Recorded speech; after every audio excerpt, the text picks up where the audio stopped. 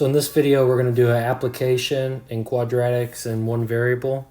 So a rectangular auditorium. So rectangular auditorium. So I'm going to draw a rectangle here. Seats 375 people. 375 people can sit in this auditorium.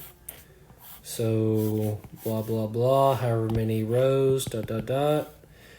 And then however many seats in each row, blah, blah, blah. So like one person sits in each thing, okay? The number of seats in each row exceeds the number of rows by 10. So I'm going to let x equal the number of rows, okay?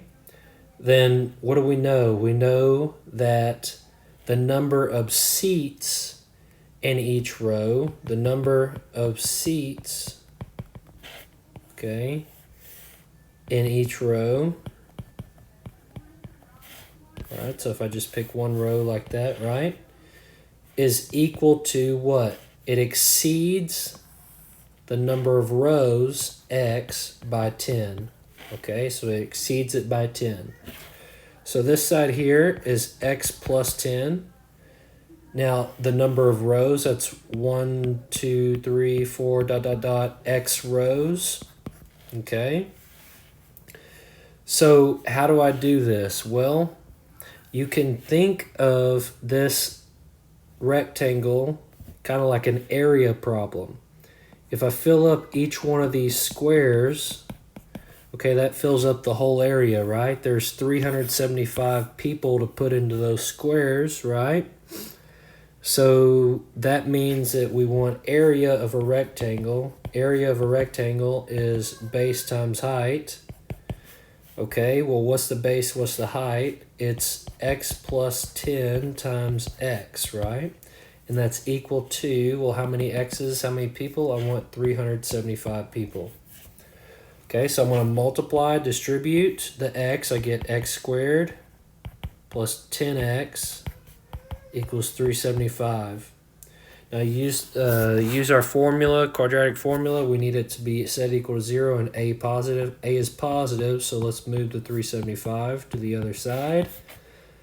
So I have x squared plus 10x minus 375. Now, you can use a quadratic formula here. If you want to, you could factor this too. Turns out that this actually factors. This factors to x plus 25 times x minus 15, okay? And so using the zero factor property, x plus 25 equals 0 and x minus 15 equal to 0. This ends up getting me x equals negative 25 or x equals 15. Well, guess what, people? Can I have negative 25 rows? That doesn't even make sense, does it? So that is not an answer. The only answer is x equal to 15. So the number of rows is 15, okay? Now we want to find the number of seats in each row. So the number of seats in each row is x plus 10, right? So that's 15 plus 10, which happens to be 25, okay? So that's how many seats are in each row, 25, okay? So important to know whenever you label something, you know what you're actually labeling. All right, hopefully that helps out with that application. We could do, excuse me, we could do one more of those gravity formula problems if you want to. So let's think back to the gravity formula. It's h equals negative 1/2 g t squared plus v naught t plus h naught. Okay, that's the gravity formula. Okay, so the question is, how long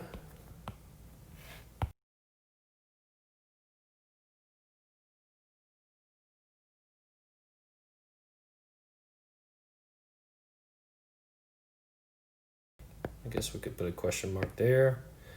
So, how long will it take a ball drop from the top of a building to hit the ground. So the building is 144 feet. Okay, so you're like hanging over the edge and you're gonna drop this ball.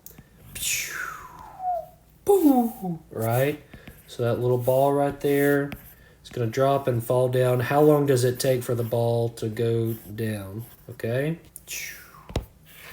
All right, so that's the question. Now, to work out this problem, okay, how long will it take for the ball to hit the ground? Well, we have h equals -1/2 g t squared plus v naught t plus h naught. So we got to figure out the players. Now, h, this is the height of the ball at the time it hits the ground, okay? So what is the height of the ball going to be when we hit the ground? Well, when we hit the ground, we're going to be 0 feet off the ground. So this is equal to 0. Okay, I have -1/2. Now g, what is g going to be? Well, the problem is in terms of feet. So that's going to be the 32 feet per second squared. Okay, and then I have time, t. I'm looking, anytime I see something that says how long, that's time. We're looking for time, okay? Plus your initial velocity. Now, the problem is I don't see a number for initial velocity. I do see, however, a number for a 144-foot building. So the initial height, how high did the ball start at? The started at 144 feet high. So I know that that initial height is 144, right? I just need to figure out what is this initial velocity. Well, if I just drop the ball, okay, if I just drop it straight there, I'm not throwing it down fast, I'm just dropping it, right? So that starting speed when I drop it is 0. So if you drop something that has a 0 initial velocity, okay? If they don't tell you a velocity, you know, it's a good chance it's going to be some initial velocity of 0, okay?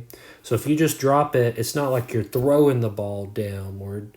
You're just dropping it, then the starting velocity is 0. If you were throwing it, maybe your initial velocity would be like 20 miles per hour or something like that, okay? Feet per second, whatever the units are. So let's simplify. This is 0 equals -16t squared plus 144, okay? Now, I think for me, I'm going to use the square root method here, and I'm going to try to get t by itself by moving the 16t squared to the other side, okay? And so what does that get me? That gets me 16t squared equals 144. And now if I want to get t by itself, I divide both sides by 16. And if I divide both sides by 16, I think I get 9. That seems close enough, right? T squared equals 9. And so to get t by itself, I take the square root of both sides. Square root method gets me t equals plus or minus 3, right? Square root plus or minus, right? 2 answers. So time is equal to 3 seconds or -3 seconds. Now, which one do you think makes sense here? You think we've invented a time machine and we can go back -3 seconds and it comes back over here? No. Okay, so what time, how long does it take for that ball to fall and hit the ground? 3 seconds seems like a more reasonable answer to me. Okay, so 3 seconds would be your solution for that problem there. All right, guys, good luck.